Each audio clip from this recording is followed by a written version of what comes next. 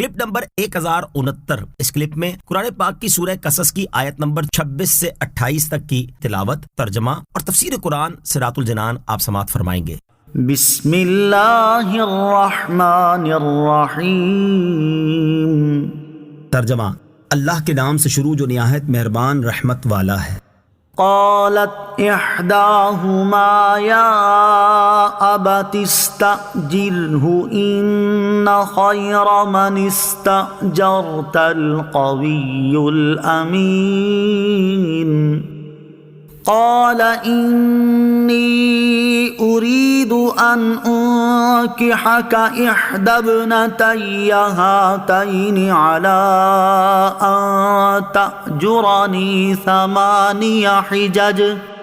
فإن أتممت 10 فمن عندك وما أريد أن أشق عليك ستجدني إن شاء الله من الصالحين۔ ترجمہ، ان میں سے ایک نے کہا، اے میرے باپ، ان کو ملازم رکھ لو، بے شک آپ کا بہتر نوکر وہ ہوگا جو طاقتور اور امانت دار ہو۔ انہوں نے فرمایا، میں چاہتا ہوں کہ اپنی دونوں بیٹیوں میں سے ایک کے ساتھ اس مہر پر تمہارا نکاح کر دوں کہ تم 8 سال تک میری ملازمت کرو، پھر اگر تم 10 سال پورے کر دو تو وہ اضافہ تمہاری طرف سے ہوگا، اور میں تمہیں مشقت میں ڈالنا نہیں چاہتا، انشاءاللہ ان قریب تم مجھے نیکوں میں سے پاؤ گے۔ قالت احداہما یا ابت استأجرہ، ان میں سے ایک نے کہا کہ اے میرے باپ، ان کو ملازم رکھ لو۔ اس آیت اور اس کے بعد والی آیت کا خلاصہ یہ ہے کہ جب حضرت موسیٰ علیہ السلام کھانا وغیرہ کھا چکے اور گفتگو بھی کر لی تو حضرت شعیب علیہ السلام کی ایک بیٹی نے عرض کی، ابا جان، آپ انہیں اجرت پر ملازم رکھ لیں کہ یہ ہماری بکریاں چرایا کریں اور یہ کام ہمیں نہ کرنا پڑے، بے شک اچھا ملازم وہی ہوتا ہے جو طاقتور بھی ہو اور امانت دار بھی ہو۔ اس پر حضرت شعیب علیہ السلام نے اپنی صاحبزادی سے دریافت کیا کہ تمہیں ان کی قوت و امانت کا کیسے علم ہوا؟ صاحبزادی نے عرض کی، قوت تو اس سے ظاہر ہے کہ انہوں نے تنہا کنویں پر سے وہ پتھر اٹھا لیا جس کو 10 سے کم آدمی نہیں اٹھا سکتے، اور امانت اس سے ظاہر ہے کہ انہوں نے ہمیں دیکھ کر سر جھکا لیا اور نظر نہ اٹھائی، اور ہم سے کہا کہ تم پیچھے چلو، ایسا نہ ہو کہ ہوا سے تمہارا کپڑا اڑے اور بدن کا کوئی حصہ نمودار ہو۔ یہ سن کر حضرت شعیب علیہ السلام نے حضرت موسیٰ علیہ السلام سے فرمایا، میں چاہتا ہوں کہ اپنی دونوں بیٹیوں میں سے ایک کے ساتھ اس مہر پر تمہارا نکاح کر دوں کہ تم 8 سال تک میری ملازمت کرو، پھر اگر تم 10 سال پورے کر دو تو یہ اضافہ تمہاری طرف سے مہربانی ہوگی اور تم پر واجب نہ ہوگا، اور میں تم پر کوئی اضافی مشقت نہیں ڈالنا چاہتا،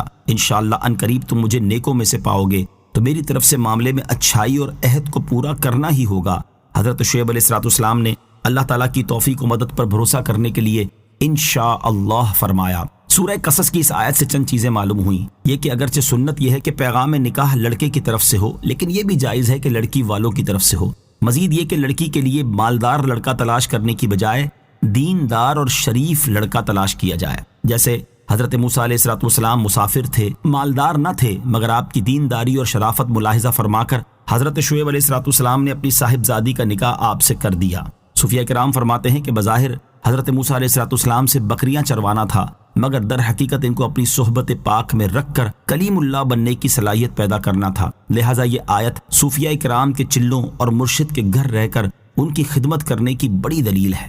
قال ذلك بيني وبينك أيما الأجلين قضيت فلا عدوان علي والله على ما نقول وكيل۔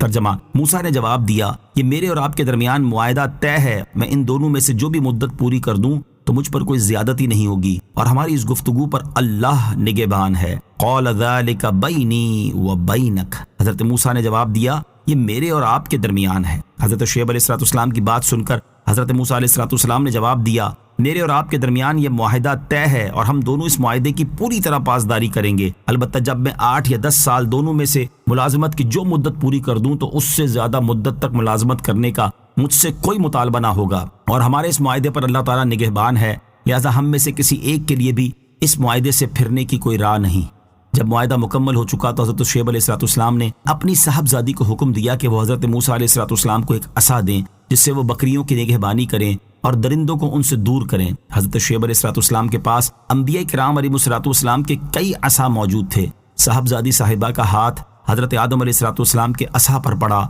جو آپ جنت سے لائے تھے، اور انبیاء کرام علیہ السلام اس کے وارث ہوتے چلے آئے تھے، یہاں تک کہ وہ حضرت شعیب علیہ السلام کے پاس پہنچا تھا۔ حضرت شعیب علیہ السلام نے یہ عصا حضرت موسیٰ علیہ السلام کو دے